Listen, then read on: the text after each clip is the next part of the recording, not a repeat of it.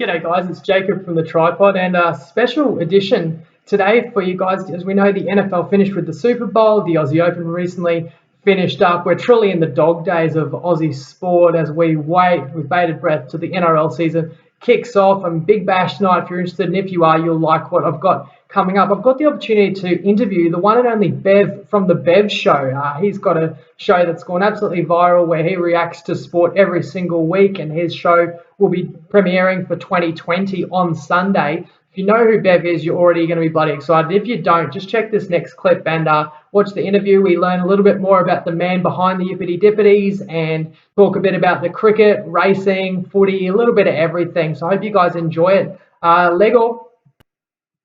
Whoa! Yippity dippity doo! You little beauty! Go the dogs! I'm a passionate cricket fan! Whoa, you beauty! Go the Canes! But that's gonna be it! The Hurricanes win! Whoa! I'm a passionate horse racing fan! Go Winks! Mystic Journey will be running in the 2019 Cox Plate! Whoa! You beauty! Well, guys, he's been called possibly the next Bruce McAvaney. You're not going to find a more passionate sports fan anywhere on the face of the earth, and we are lucky enough to be interviewing him this afternoon prior to the Big Bash. But it's not just about that. It's about getting to know the man behind the Yippity Dippities. Bev, it's an honour. Thanks for being here. Thanks for having me, and what a great intro. Thanks for that. Well, mate, you're welcome, and it's very exciting. Of course, your show is launching this week. I think Sunday night is the big night, so I thought great chance to get you on. I know you're absolute diehard Hurricanes fan and Big Bash fan and a lot of other sports, so we want to get into the Bash, even racing, talk some footy, any other things you want to chat about for 2020. But can I start with some advice from you? I think this will be prudent for people who follow the Tripod. We, specifically cater to punters. You are, as I said before, absolute, ride and die with all your sporting teams. So how do you deal with the disappointment? Because we can see a Hurricanes jersey behind you, and unfortunately a week ago they got eliminated. And I know, you ride it so hard. So how do you deal with it when it doesn't go your way? I think you just got to remind yourself that that's sport. I think if you're going to be in for the ride, then you've actually got to realise that losing is a part of that as well as winning. So as a Hurricanes fan, I've unfortunately experienced the disappointment of losing finals, especially at home. I think we've lost 3 finals at home now out of 3. So you just gotta remind yourself of that, I guess, because that's sport and that's what makes it so great. There's the ups and downs, there's the winning and losing, and it's just part of the game. I couldn't agree more with you, mate. And I actually think that's why there's no shame in bloody celebrating hard, because it hurts when you lose. Absolutely. I remember last year, I went on European holiday, but I took time out when I was in Italy on a train watching State of Origin. Up here, we're diehard rugby league fans. I was watching the decider, and Queensland lost brutally. And I'm on holiday having the time of my life. I was shattered for 2 days. I just couldn't get over it. It is hard. You got to remind yourself that, especially the big ones. You're lucky. You're going to win half the time, roughly. So that's just the way it goes. But that is why we love it. That's the beauty of a sports fan. I think to experience the celebrations, but also the downs as well, and the upsetting times after a loss. I think it's good to see, I think. And I was actually wondering, I know you live and breathe sport, but do you have hobbies outside of what you do and outside of watching sport that you use to get away from it all? Not really, no. Not really. Not really, no. I usually just sports. That's. Do you play as well as watch it, mate, and commentate on it? I boundary umpire, which I love doing, and I'm going to go ahead and do that again this year, which is fantastic. That's a different side of being a part of sport, which I love, as I said. So get out for a run, I guess, as well. It's something I like to do. Obviously, that's a part of boundary umpiring, and but I don't know. I like to travel. That's something I like to do as well. So that's probably something else. Good on you, man. I know sport. So yeah. And again, I said I appreciate your time, because I know you've got a packed schedule, so it must be hard to travel. But on umpiring, bloody, that is a thankless job. I know you're maybe not big into rugby league, but you probably saw what happened in the grand final. You must really feel for a guy like Ben Cummins, the 6 again call, and how he was pretty much vilified after the game. What did you think about that? Yeah, I mean, it's what happens to officials and umpires, I guess. It's disappointing because I think they should be treated a bit more with respect. I mean, when a footy player or a rugby player makes a mistake, sort of you forget about it, but not with an umpire. So it makes our job even harder. That's for sure. And, it makes our thought process to go out there and do it perfect. And I take my hat off to you because, we are so critical of umpires and referees. We make their decisions out to be so important. So if we all love sport and we agree that it's so important, you've got to have the best possible people doing that job. But I just think in this day and age, with the criticism and the scrutiny, who wants to be an umpire? And that's why I commend you that you actually do it. I asked you about handling, disappointment in losses, but I guess being an umpire and obviously what you do with a live Facebook show, what about trolling? Because that it must be something you've experienced in the past too. Oh, absolutely. Experience it every day, unfortunately. Or when I post stuff, I mean, I don't really look at the comments anymore unless it's on the live stream or something like that. But so that's sort of how I deal with it. But also as well, just thinking that they wouldn't be attacking you if you wasn't such a presence on social media. And I think anyone that does something that I do needs to think about it that way. But also I think it happens to everyone that does this sort of thing. I mean, you look at some of the best broadcasters out there, even Bruce McAvaney, who doesn't have socials. I mean, you still see the odd or even more Twitter post or something like that, criticising his work and so on and so forth. So it's just something that's a part of, social media and the internet.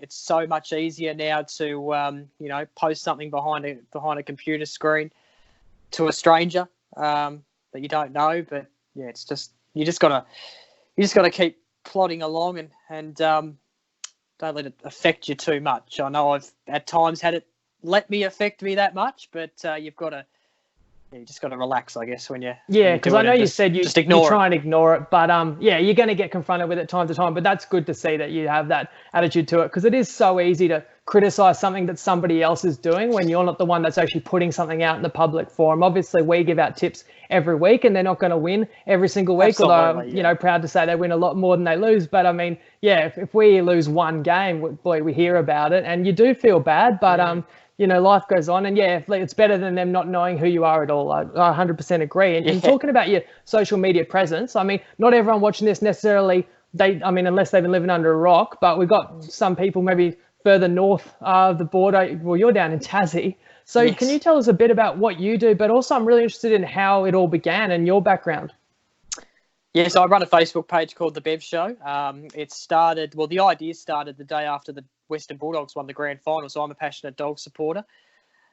Flicked on the live stream, Facebook live stream, just on my personal account, and thought I'd be on there for about 5 minutes. Ended up being on there for an hour and a half. A lot of my friends joined, and I guess friends of friends. It was a public stream, so it sort of just went from there, the idea, and then I decided to do a few more, and then create the Facebook page, and then start the live show, which goes for an hour and a half, and is sort of aimed to sort of talk sport with people that love sport, if you know what I mean, which is what I love about it, to be honest, being able to interact with those that are passionate about sport just like me and want to have that discussion and have those arguments and so on and so forth.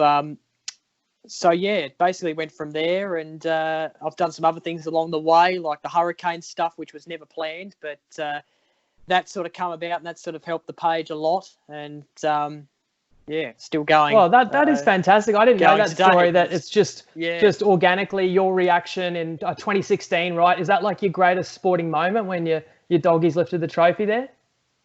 It'd be right up there. Yeah, probably. I mean, it was pretty unreal to see. I mean, my dad's 57 or coming to 57, and he's a Western Bulldogs supporter, and that was the first time he's experienced a Western Bulldogs premiership. So for me to do it at the age of what was I then, 20 or something like that, it was pretty unreal. So, and also to start the concept as well. So it was sort of a good year for me that year, 2016. Geez, you were 24 years ago. Geez, blessed with youthful looks, mate, and I'm sure that along with the fame, you must be knocking the girls back. A few slide into your DMs, no doubt. But So then obviously it was just your friends seeing your reaction, and people must have given you feedback and said, that was brilliant and they really enjoyed it and they wanted to see more, and you started a page, and it's gone gangbusters, and you've got probably, it's fair to say, a cult following of loyal people who can't get enough of the Bev Show. And so in 2018, is it weekly, and how long is your show roughly going to run, and any big plans for how you're going to run your show? I know it's very interactive as well. Pretty similar to last year, to be honest. Last year was a pretty good year for the show. It sort of built along sort of a bigger following, and sort of, I thought it was a pretty successful year last year. So sort of going to keep it similar. Going to be answering comments. Opening Snapchats is a really good feature I love doing. It's hard at times, but it is good. It is good. And I also do a few other segments on there as well. So Bev's Hero, where I talk about my favourite sporting hero, some sports person that's inspired me from the week. Bev a Moment, which is my favourite sporting moment of the week, and Angry Bev, which is a segment a popular segment on the Bev Show where I like to... segment not to be missed. Yeah, I like to talk about something that's grinded my gears. So, keeping it relatively similar, but I've got a few little ideas up my sleeve for later in the year, which I'd like to roll out. Very exciting. I'm looking forward to people watching this. So, cannot wait till Sunday night when she's on. Any more about your personal life? I'm just wondering, is this like a full-time venture now? Are you studying, working as well? We spoke about your hobbies, but professionally, is it all the Bev Show now? Not really. I still don't make enough profit out of it to actually have it as a full-time role. Trying my best, but it's a bit hard at the moment. I'm only in my 4th year doing the paid. So, but I've just finished uni. I finished last year. Got a Bachelor of Arts degree majoring in journalism. That's what I graduated with.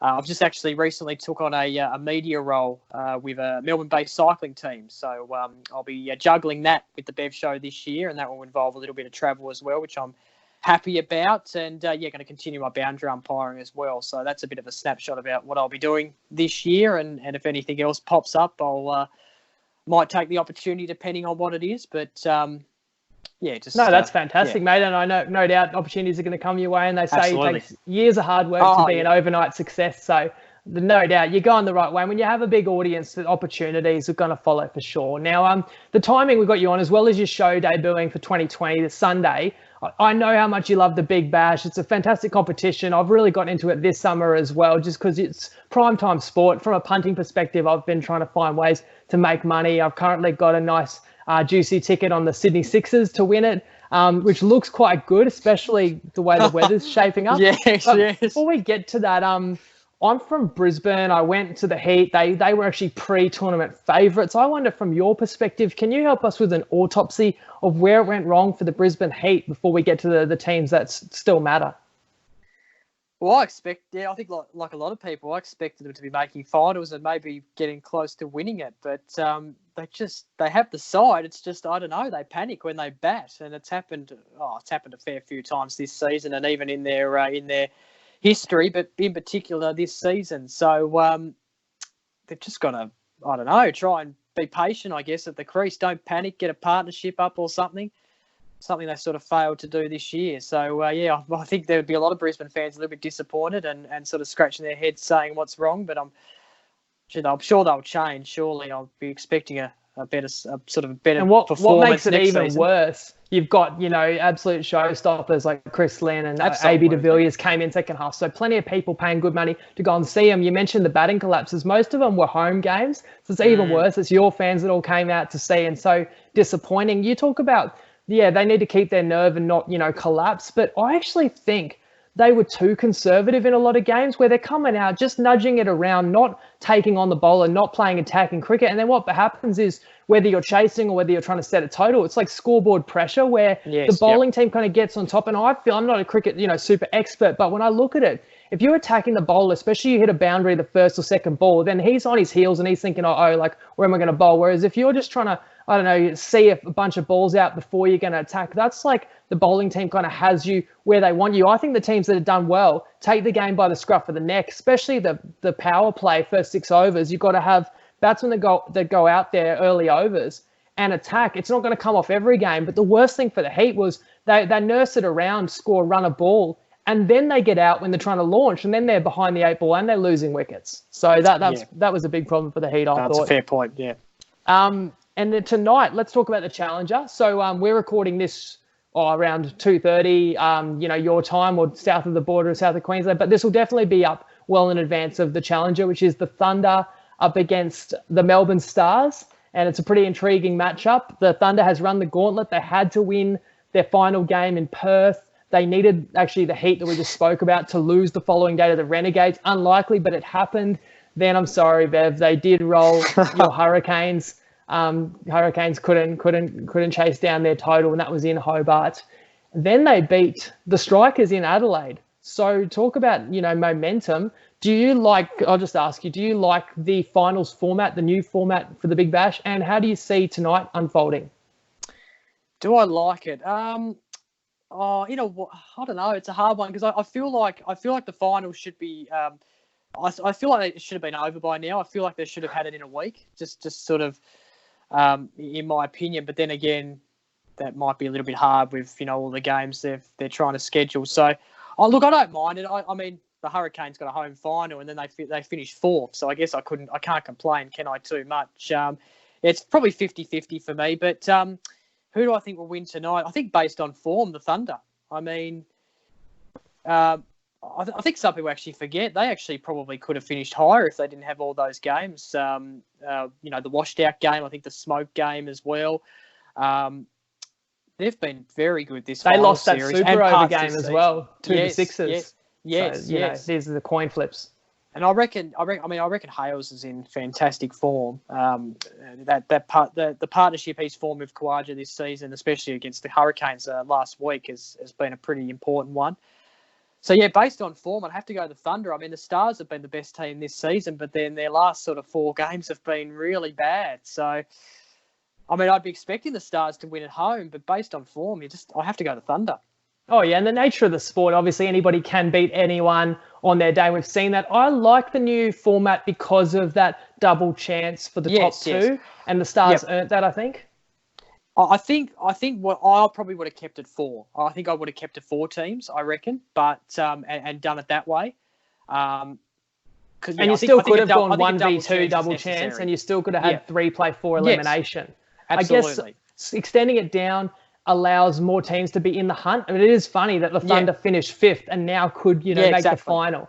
So, exactly. And the other issue that has happened with Big Bash in the past, I think, the teams that have gone well, it's usually the finals have coincided with international tours, and then their best players end up playing, T20s or one-dayers for Australia, and then the squads that partake in the finals aren't the same strong teams that got them there. At least this year, pretty much everyone's available. Of the Aussies, I know there are 1 or 2 key internationals that have, had to be called on duty, and that could play a part. I think Lamashane, the spinner of Stars, he's not playing today. I think Tom Curran was big for the Sixers all year. He won't play in the final on Saturday. Talk about the Stars. Serial chokers. You said that the Hurricanes have lost some finals games, but the Stars, they know all about that too. They lost their opener of Big Bash, 9? Last year. And then they won 10 straight games. And they looked pretty much unstoppable. Maxi is captaining extremely well and leading by example. Stoinis, Zampo, and he's there. A bunch of them obviously on fire. Then they lost their final 3 games, but they didn't need to win those. They were locked into pretty much top 2, and the final couple locked into first. So it's very hard to match the intensity of an opponent that's playing elimination cricket. Then they lose the opener in the qualifier to Sixers, but I think the Sixers is the most stacked team in the comp. I think when you get back the GOAT and obviously Steve Smith into that team, that was a pretty close game that the Stars looked like they were going to win last Friday night, I think it was.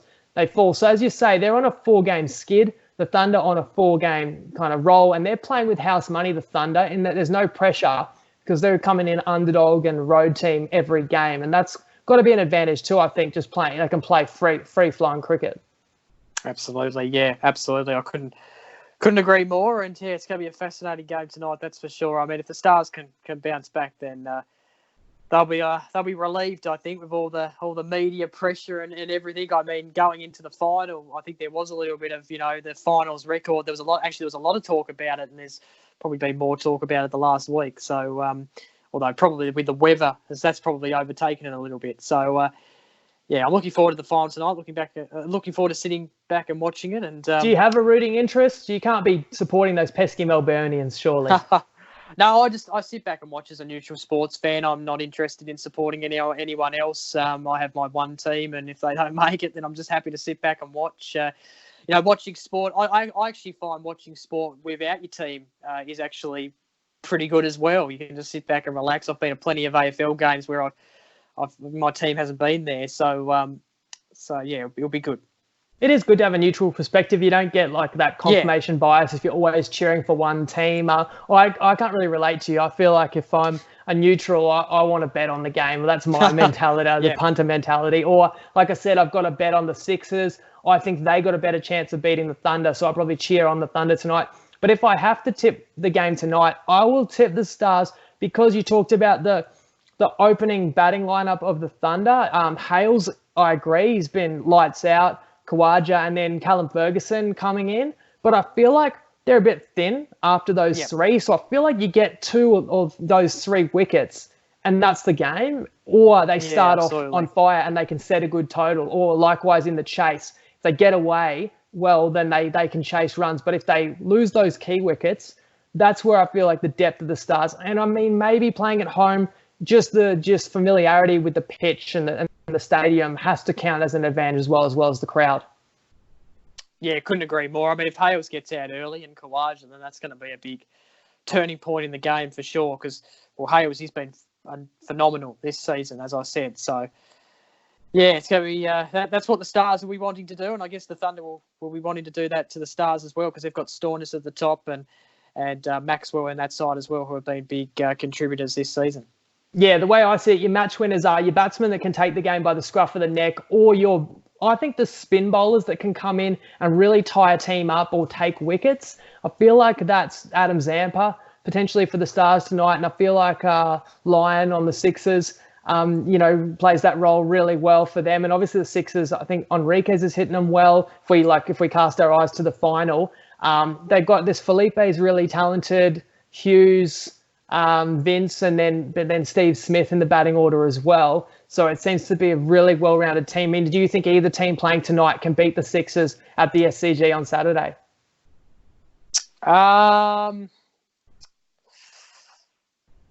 Not sure. Probably no. I'd probably be back in the Sixers at this point, I reckon. But depends who makes it. If the Thunder win tonight, then I think maybe.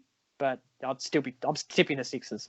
And the other interesting thing is if the Thunder win, and that'll be about 5 elimination matches in a row they would have won, then it's like the rest versus rust argument where the Sixers have been idle for a week and the Thunder have kept winning games. And, fatigue plays a part, but so does momentum. So that's the interesting quirk of this final system as well. I mean, which do you prefer? You prefer to be sitting back, or you prefer your team to have been the one that's been on that hot streak? I think in the Big Bash, maybe the hot streak, maybe. I feel like they've had like a week out of not playing any cricket. And I don't know if that's a good thing or a bad thing, but I feel like that's a bit sort of on the bad side, if you know what I mean. But absolutely, yeah. Obviously, they would have been training and so on and so forth. So yeah. No, but the fact that the Thunder have been playing do or die, and also this other factor is the weather on Saturday. You're probably aware. So there's no backup day. And there's terribly heavy rain forecast. There's actually meant to be the bushfire appeal game, I think, as a prelude, and then the Big Bash final. And it could be a washout. And if it is a washout, the Sixers win, which I think would be such an anticlimax to a great tournament if it ends up going that way. So even me with my money on the Sixers, I don't want to see that. But you talk about, the rust versus momentum. We could be looking at like a 5-on-5 over type of final because they're going to have a limited window to play the game. So then you'd have to think the team that's, in form and has had the reps more recently actually has an advantage. And of course, 5-on-5 overs, a T5 match is a total coin flip for sure. Absolutely. Yeah, absolutely. Hopefully that match goes ahead, but it's not looking great at the moment. We'll find out. Mate, can we change pace? I think I can see a Winks hat behind you, and you mentioned that you're going to be doing your BEV'S Horsey tips weekly. So as we are a punting podcast, I'm curious, like you give out the tips. Do you have much of a punt yourself? I do love a punt. Yes. I My usually man. during the spring and now coming into the autumn. Now we've got some big racing. Well, yeah, basically the big racing starting here in the autumn. Well, this week's the first Group 1. So actually, I'll be having a punt probably this weekend because I've got All Stakes Day on Saturday and the Hobart Cup Day on Sunday. So I'll be probably having a big one this weekend in terms of punting. But yeah, I do love a punt for sure. I'm curious if you can give some insight. You give the tips. So how do you go about, doing the form and picking winners? Is there any particular kind of things you're looking for to help pick a winner? I just go through the form and sort of assess form, sectionals. I'm really big on history, past history, and also track form and distance form and all that sort of stuff. Hopefully that sort of makes sense. But are you one of these blokes jumping into watching trials and watching replays of races to see where a horse got blocked and this and that? Yeah, replays, yes. Trials, yeah, sort of. But then it's sort of hard to assess trials sometimes because trials are trials, they're not races. So, it's hard to sort of know. There might be a horse in the trial that might be, just being pulled back. And so, yeah, it's hard to assess trials. But, no, replays definitely, I think. Yeah, it's a guessing game usually, horse racing. I mean, not everyone in a field is winks, so it's sort of a difficult thing to assess. But I love it. I love the task of it, and I love reading. The best thing about horse racing for me is going and reading the form and going through all the horses and trying to narrow it down and then trying to pick a winner. And sometimes it pays off, sometimes it doesn't. Yeah, absolutely. That's why it's gambling. And as when I was referring to replays, like you can pick the best horse in the race, but if sometimes it doesn't play out that way, it gets stuck somewhere, it doesn't win. I've gotten into racing a little bit more recently. I've always had a passing interest. We've got a punting group, so plenty of people into it. I've entered punting tournaments and had some good success with racing, and I have a totally different angle. I barely read the form or anything. This might sound crazy, but I really watch the market moves because you talk about the unknown with the trial. Was a horse held back? But I watch the plunges and I watch the way the market moves, and I actually find I've had some success picking those horses. And this could be midweek races where there's little known about the form and, it's questionable horses going around on some, dirt tracks. And sometimes when there's a big money move, there's often some knowledge behind it. I guess when you're committed to giving out your tips on a Friday for Saturday, you can't follow the late move, but you might check the markets through the week a little bit. Yeah, I'm a bit different with mine. I don't really necessarily base my tips. Well, actually, I don't base my tips around the odds. So I usually just, it's my opinion. I look at the form and I assess that way. So, market moves for me are sort of irrelevant in a way. I sort of just, I do take notice of them, but then, like you said, I'm going to be uploading my tips on a Friday. So it's sort of, I can't change my opinion now. But, it's sort of, like some people are a bit unknown that I actually do the form. Some people think I actually do pick from the odds because sometimes I pick a favourite, but that's because the favourite, the form is good for the favourite. So, that's why I pick the favourite sometimes. So, usually my tips are based around, just reading the form and not worrying about the odds because, that's the assessed of the bookie or whoever does it. And, I sort of assess on my own. That makes sense to me. You're trying to pick who's going to win. You're going to have a level of confidence in that, and then you'll check the odds. And if you see, that seems to be paying quite high, that might be where you might need to have a little cheeky punt on it, I guess. Yeah. Or if I find, there might be a horse, that's over odds. That's the beauty about reading the form. If you read the form, you might see a horse that's a bit over odds, and you might be able to, get on a good price. And those are the best ones. And I'm sure the followers love that too. Just on racing, anything else like a favourite jockey, favourite trainer you shout out when you do your form? Oh, I'm not sure if I have a favourite trainer or jockey. I mean, my favourite horse is Winks for sure, or Mystic Journey, a Tassie horse. But I don't know if I have a favourite trainer or jockey. But no, it'll be good this year because I sort of last year tried to cover. I sort of tried to cover a lot of races, and it sort of was a bit too much. So this year I'm sort of back to the video version of Bev's Horsey Tips, where I'll just focus on those big races, which is what I like talking about the most because it's always got the big horses in it and the star ones as well. More selective. I love it. Let's Yep. talk about the footy. That'll be kicking off next month. And we talked about that great moment for you in 2016 when the Doggies won it. I mean, they've got a pretty good team, right? Made the finals last year. How do you assess their chances in 2020? Well, my expectations top 8. I think if last season they sort of only just got into top 8, finished 7th. So I'm expecting top 8, yeah, for sure. If they don't make top 8, I'd be a bit worried. But they've been able to get Josh Bruce in the side, Alex Keefe. I think they're 2 really good recruits, and then add them into the talent that we already have. We have a pretty good midfield, and they're still relatively young, and we still have a relatively young side. So I'd be expecting top 8, I think, and I'm reasonably confident we can achieve that. And although then there's going to be taking a lot of teams making top 8 this year. Oh, as well. yeah. It's pretty there's close 18 to your teams. season once again. For sure, and you got the draft, which is meant to even up the talent, although every time I look, the Gold Coast Suns are still at the bottom. But is there a team to beat when you look at it? I know, obviously, I'm having a blank. Hawthorn. No, Richmond. Have won yep. 2 of the last 3. Yep. Sorry, I'm getting my cats mixed up. Or felines mixed up, but the Richmond Tigers, they were defending champs and won a couple of years ago. Dusty leading the way. Is that the team to beat? Anyone else you really think is going to be exceptional this year? I think Richmond have been pretty good the last 3 years, winning a flag a couple of years ago, and then losing that preliminary final when they were the ones to beat that sort of final series, and then they won last year. After a year where they actually had a bit of injury and a bit of setbacks, but they still managed to win the premiership. So I think they're the ones to beat. I think always the team that wins the premiership is probably the one to beat going into the new season. Who else? I'm not really sure. I mean, there's some any love for the that Brisbane could Lions? jump up. That's a young up-and-coming team. Yep, yeah. Well, the Brisbane Lions, they had a fantastic season last season, and it's going to be very interesting to see if they can sustain that and not drop back like a Melbourne or something. So hopefully they can, repeat that and maybe go further into the finals. So, yeah, they're probably a team to watch. I mean, I'd probably be expecting Collingwood to be up there, maybe the Eagles. I think Hawthorn can get back into the top 8 as well. It's going to be very interesting to see how Carlton go after sort of the down sort of last couple of seasons. They've got a new coach and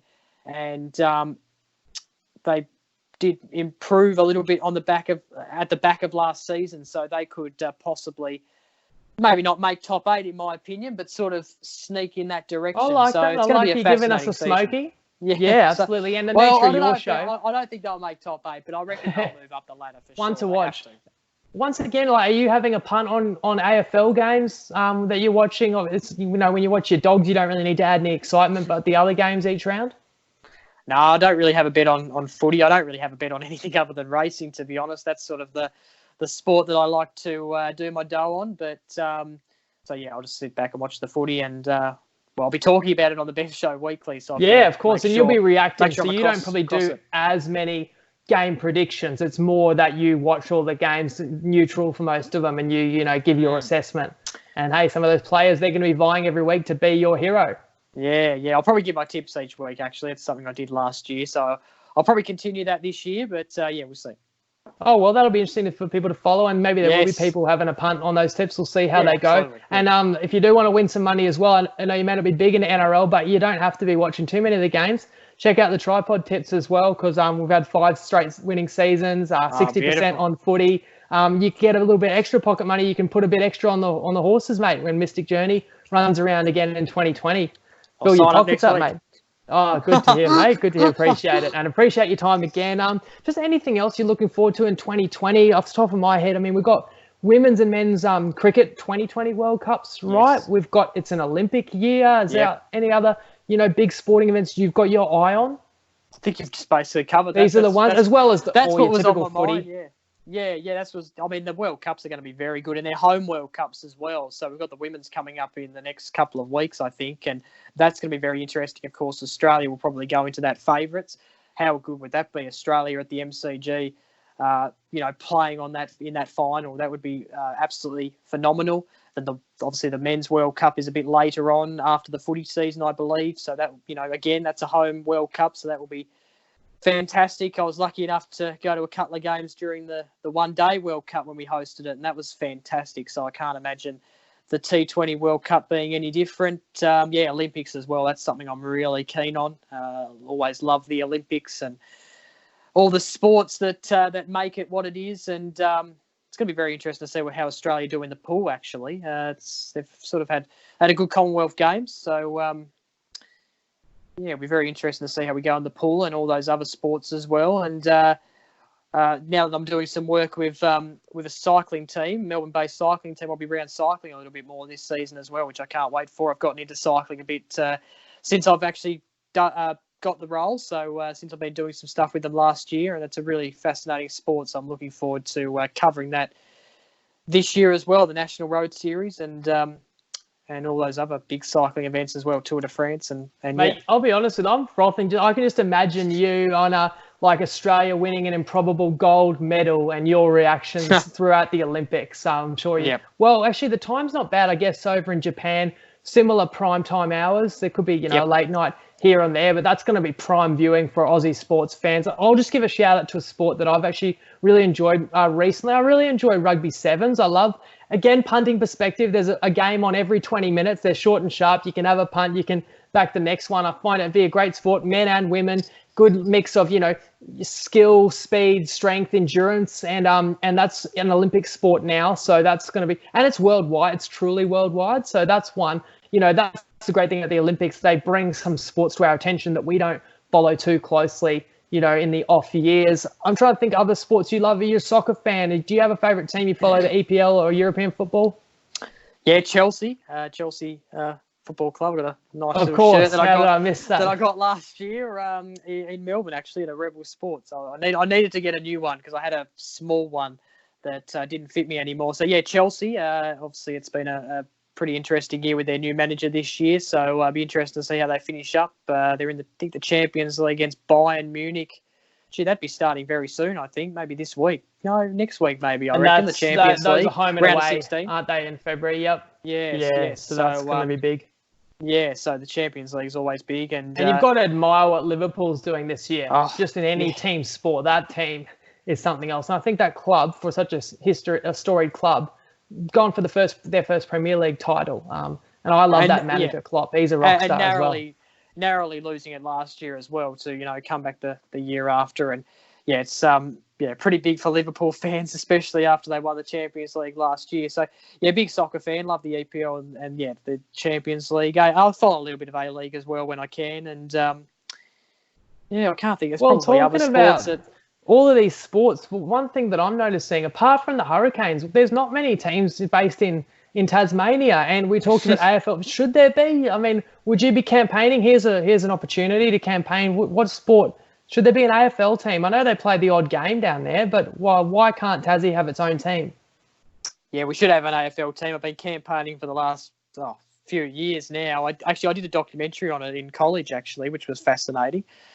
So I think we should. I don't think there's any legitimate reason why we couldn't. There's actually been a bit of news about it the last couple of days. Gillon McLachlan said it's unlikely we'll get a team by 2025, which is disappointing for him to say. I'd like him to actually instead come out and say, we're going to start planning, because no one's planning. It's just all the merry-go-round at the moment, which is a bit disappointing. But I think we should have our own team. We're the first state to play the game outside of Victoria.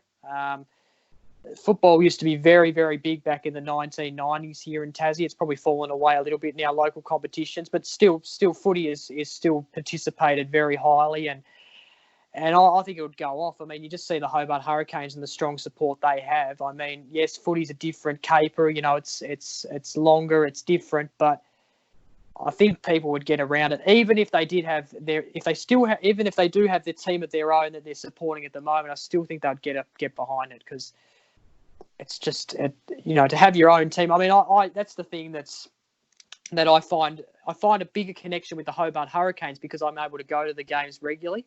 With the Western Bulldogs, I don't live there, don't get to go to the games very often. So I think we should definitely have a. I think it's well overdue. It's well overdue. Well, there you Been go. trying AFL, for I mean, ages. if you're watching, If Bev Gold has Coast can spoken. get a team, why can't we? I mean, The poor Gold it's Coast. ridiculous. The shots Sorry, fired. but Mate, we've got Queenslanders over here. What are you saying about the Titans? But no, if the AFL's listening, come on, guys, make it happen. I mean, you're going to have Bev there, and and you're going to have the passionate Tasmanians getting around that team.